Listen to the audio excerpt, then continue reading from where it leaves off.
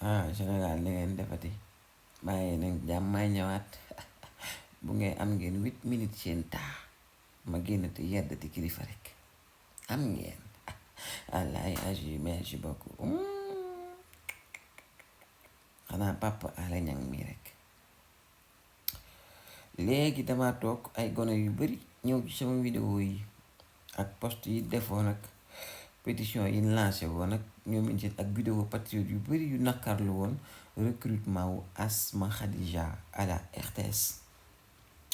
ma gis ñu bari def commentaire ne oui il faut que ngeen di teey tooñ ngeen Pape Alé Niang il se trouve que recrutement bi amul ay rumeur la woon ce sont des fausses allégations am na nu ñu ko waxee daal wax am na nu ñu ko làkkee ci français dégguma français nag waaye il se trouve que man ba fi may wax ak yéen nii yaakaar naa ni mu mere woon Pape Alé Niang fu mer bi yamoon dafa gën a dolleek bi may déggee ne ay rumeur la kii bi amul recrutement bi amul parce que il faut qu'on se dise la vérité cette fois-ci nag moom borom réew mi bandi bi mooy ñëw wax ak yéen tey moom faa mu xëpp ci kaani moom Pape Alé Niang il va falloir que nag nga xam ne leader nga leader nga nekkatoo ci xeexu mbedd quoi danga nekk maintenant pour encaisser des coups pour vous montrer comme un vrai leader et vous savez ce que ça signifie un vrai leader Pape Alé mënuloo am ay sympathisants ay nit yu la fonk yu la naw lool nga def la royukaay nga nekk ci kaso bi def grève de la faim ñu ànd ak yow métit bi di la xeexal ci biti di wax ci biti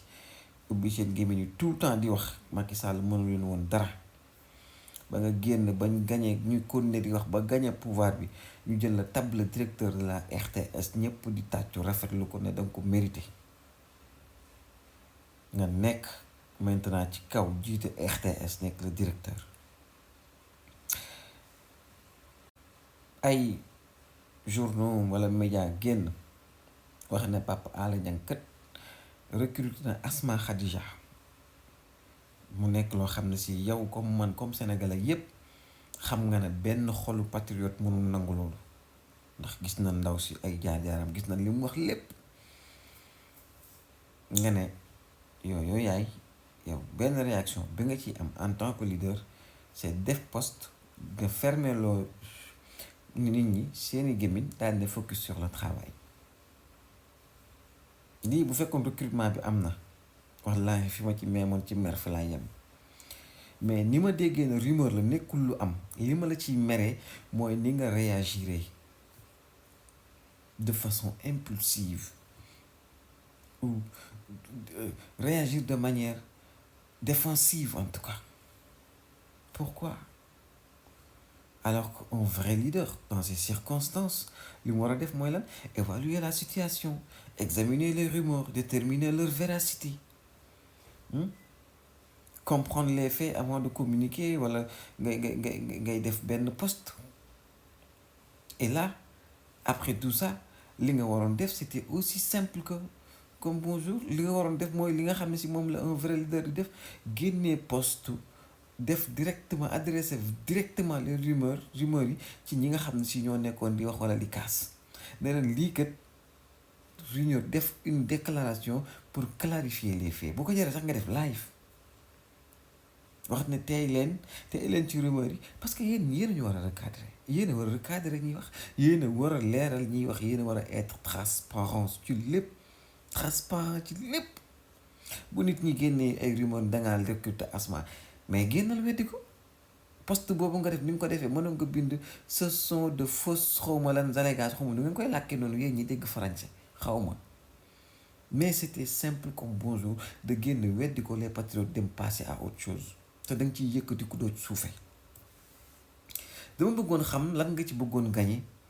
lan nga doon natt wala lan nga bëggoon vraiment lan nga c'est quoi en fait lan nga nekkoon di def bi nga génnee def poste ne fermer leen seen bouche focus sur le travail comprendre ma alors que mënoon nga jël ses responsabilités xam ne yow yaay le leader, ci yow la ñuy këpp yenn affaires yi ah bul chercher à il faut pas chercher de midi à 14 heures pour yenn situation yi génnal lekk xaaj ko nee na la Pape Alé yaa def génnal na defuma ñun ñëpp yow la ñuy gëm defuma bind ku sew ci Twitter wala sa Facebook les rumeurs xaw ma lan nangama que Papa Alé Niang a recruté Asma Khadija sont fausses point final demal nga nekk ci leneen ñu nekk ci leneen wax ji yam foofu mais lan nga doon chercher ba bëgg nga tax nga bëgg a génn di wax ne nangam ak nangam parce que il faut que ngeen xam ne yéen ñi nga xam ne yéen lañ tabb ay DRG ay ministre ngeen xam ne dafa am loo xam ne da ngeen ko am àq ak askan bi mooy da ngeen war di renforcer la confiance te renforcer la confiance bokk na ci réitérer toujours sa engagement envers les valeurs et les objectifs du parti te loolu li nga ko mënoon def rek mooy nga génnoon xaaju ne leen xam ngeen ne parti beeg ni muy doxee ak ñii ñu dégg li ñu wax ci parti bi yépp ku xam Pape Alé Niang ni mu doon xeexe ak li mu gëmoon ay valeur am ak i principe am xam ngeen ne lii buñ ko waxee xam war ngeen a xam ne du dëgg c'est ça qu'on appelle renforcer la confiance pour ñi nga jiite ñi la jox bopp te non seulement yow da ngaa nekk war a renforcer la confiance en tant que leader mais aussi da nga war a travailler à regagner à ce que la RTS regagne la confiance des sympathisants des patriotes des Sénégalais par des actions concrètes et positives mais pas def ay actes yoo xam ne dañ ñëpp dañ ciy dut baaraam naan pourquoi mu def lii Pape Alé suba ba ngoon ñëpp di wax ci yow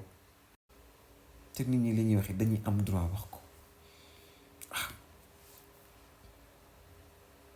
il faut que ngeen continuer cette interaction bi ngeen amoon ak les Sénégalais avant ñuy jot nguur gi nga xam ne fu ñu génnee wax rek da ngeen di réactif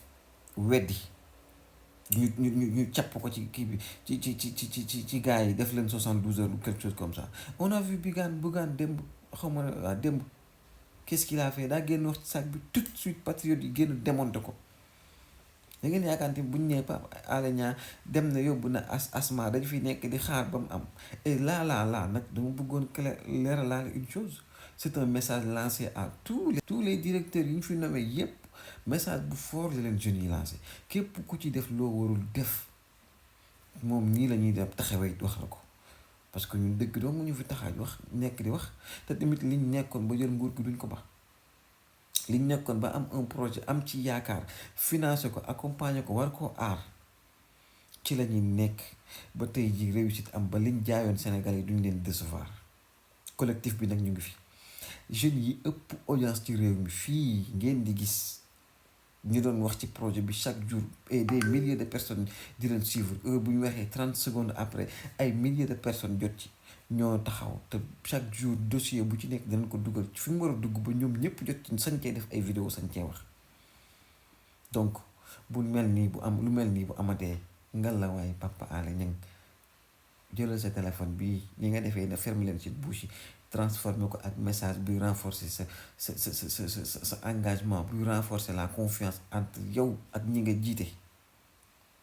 te mooy dugg dañ laa wax lu dëgg ne liñ ma wax lu dëgg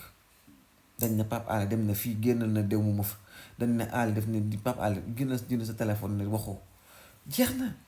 c'est aussi simple mais waroo woon chercher à nous faire taire wala à nous faire fermer les bouches wala à nous fàttali nga dañoo war dem liggéey yi ñun ñëpp dañ doon liggéey doon xeex ñun ñëpp dañoo nekk di liggéey ba fii nii may wax ak yow daan suñu doole am jom ba bëgg a dee mais continuer aussi di xeexal projet bi bu ñu wàccee li ñu njëkk a def mooy topp actualité xool ñi ni recadré xool ñi ni arrêté xool ñi nga xam ne si ñoom ñoo nekk di wax ci projet bi lu ñaaw ñu jima dal seen kaw loolu kese la. Assalaamu aleykum wa rahmatullahi wa taala def naa fi ban tey de